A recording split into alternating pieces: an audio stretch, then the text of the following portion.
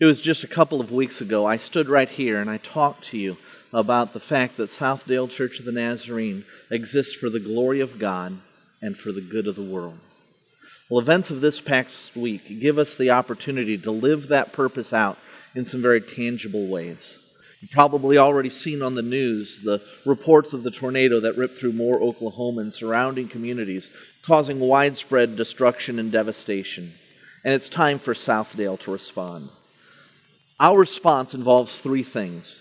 It involves someone to send, something to send, and something to give. We already have someone to send.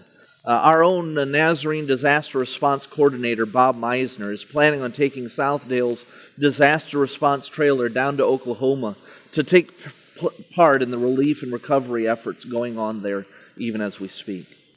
Now it's time to make sure we have something to send. We want to fill that trailer with crisis care kits. When there's a time of natural disaster, the Church of the Nazarene responds by sending crisis care kits to the affected area.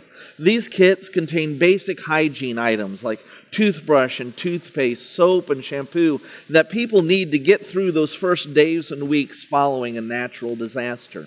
You can find a detailed list of the things that we need to put in those kits on Southdale's website, southdaleNaz.com. or on our Facebook page, facebook.com/Southdale. I know because this morning I already went to Meijer's and purchased my family's contribution to those crisis care kits.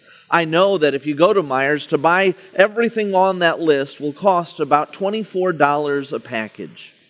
My challenge to you is what would happen if every single family at Southdale provided enough items to fill one crisis care kit for every member of their household.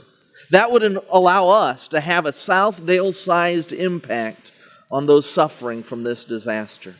You can bring your donations to the church. We'll be packaging those crisis care kits on Saturday morning from 9 a.m. to 11 a.m. right here in our foyer.